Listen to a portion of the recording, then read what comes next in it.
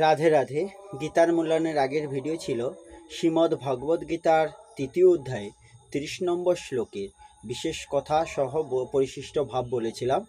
আজ 31 নম্বর শ্লোকের অনুবাদ সহ তাৎপর্য করে বলবো। 31 নম্বর শ্লোক সংস্কৃতে বলা হয়েছে, যে মে মত মিদং নিত্য মনু তিষ্ঠন্তি মানবা শ্রদ্ধাবন্ত হনসূয়ন্ত মুচ্যন্তে তে হোপি কর্মভি। এর অনুবাদ হলো, আমার নির্দেশ অনুসারে যে সমস্ত মানুষ তাদের কর্তব্য কর্ম অনুষ্ঠান করেন এবং যারা শ্রদ্ধাবান ও মাৎসর্যরহিত হয়ে এই উপদেশ পালন করেন তারা কর্মবন্ধন থেকে মুক্ত হন। এই শ্লোকের তাৎপর্য হল, পরমেশ্বর ভগবান শ্রীকৃষ্ণের নির্দেশাবলী সমস্ত বৈদিক জ্ঞানের সারমর্ম এবং তাই সন্দেহাতীতভাবে তা শাশ্বত সত্য। বেদ যেমন নিত্য, কৃষ্ণ ভাবনার এই তত্ত্ব তেমনও নিত্য। ভগবানের প্রতি ঈর্ষান্বিত না হয়ে তার উপদেশের প্রতি সদৃঢ় বিশ্বাস থাকা উচিত। অনেক দার্শনিক ভগবদ্গীতার ভাষ্য লিখেছেন, কিন্তু শ্রীকৃষ্ণের প্রতি তাদের কোনো বিশ্বাস নেই। তারা কোনোদিনও সকাম কর্মের বন্ধন থেকে মুক্ত হতে পারবেন না।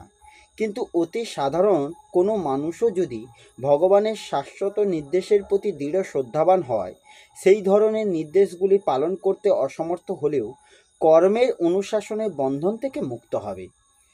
ভক্তিযোগ সাধন করার প্রাথমিক পর্যায়ে কেউ হয়তো ভগবানের নির্দেশ পরিপূর্ণভাবে পালন নাও করতে পারে, কিন্তু এই পন্থার পরিপন্থী না হওয়ার জন্য এবং নৈরাশ্য ও ব্যর্থতা বিবেচনা না করে ঐকান্তিকতার সঙ্গে তা অনুষ্ঠান করার জন্য সে শুদ্ধ কৃষ্ণ ভাবনার পর্যায়ে অবশ্যই উন্নীত হবেন। যে মে মত মিদং শ্রদ্ধা বন্ত হন সোয়ন্ত।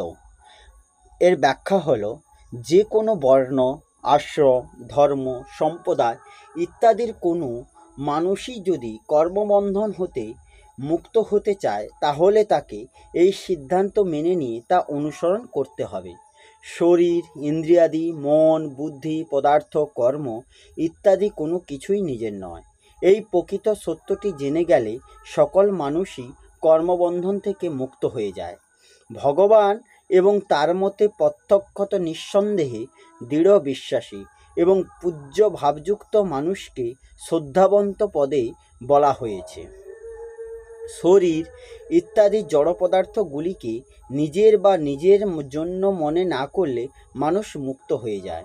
এই প্রকৃত সত্যে শ্রদ্ধা জাগলে জড় পদার্থগুলির সঙ্গে মেনে নেওয়া সম্পর্ক ত্যাগ করা সহজ হয়।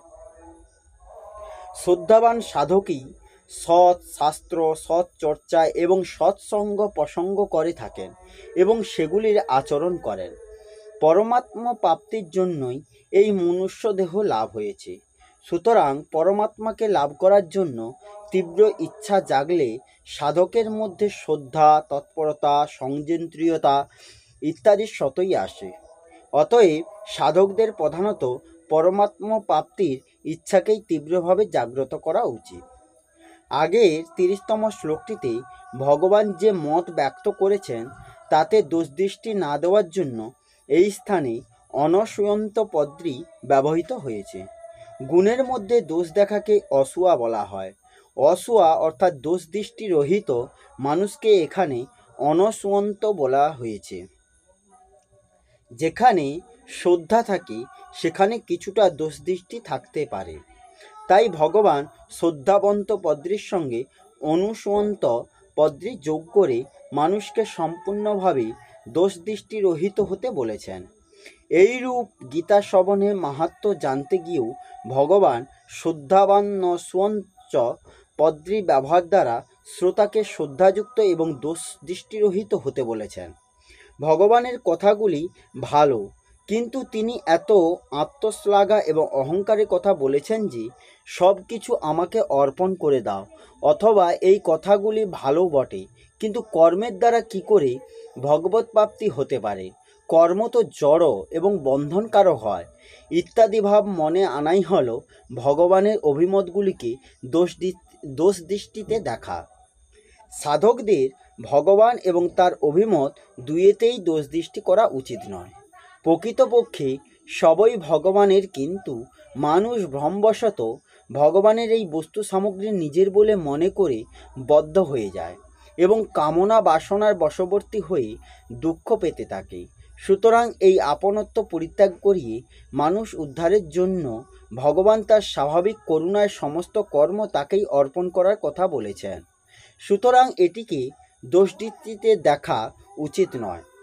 এই তো প্রকৃতপক্ষে ভগবানের পরম সৌন্দর্য, করুণা এবং বাৎসল্যেরই পরিচায়ক, যে তার কোনো অপূর্ণতা এবং প্রয়োজনীয়তা না থাকলেও শুধুমাত্র মানব কল্যাণের উদ্দেশ্যেই তিনি সমস্ত কর্ম তাকে অর্পণ করার কথা বলেছেন।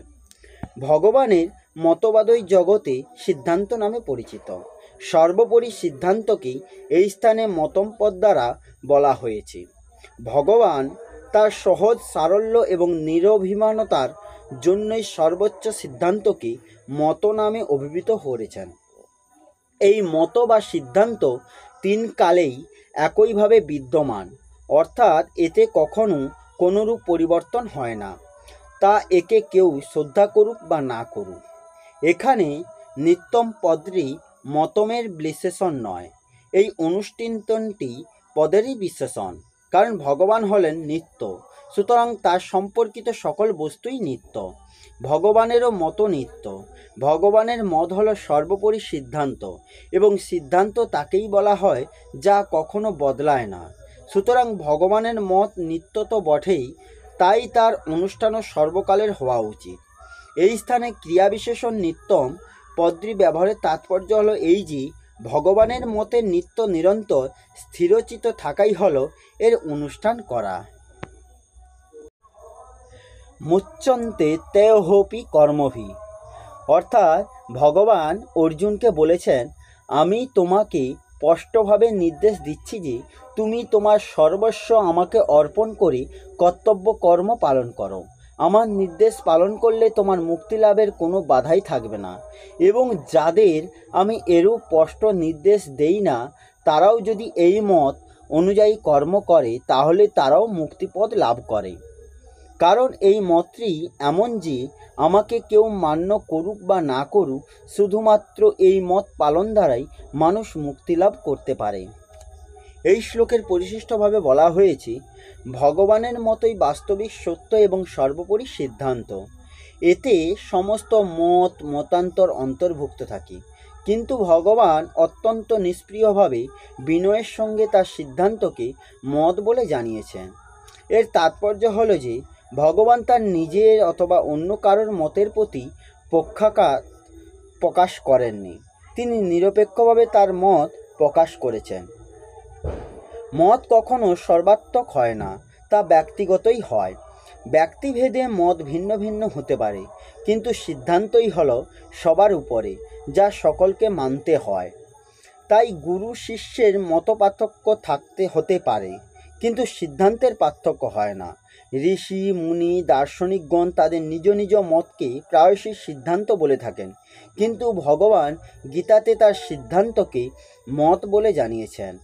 ঋষি মুনি দার্শনিক আচার্যদের মতেও দ্বিরুক্তি থাকে, কিন্তু ভগবানের মত অর্থাৎ সিদ্ধান্তে কোনো দ্বিরুক্তির অবকাশ থাকে না।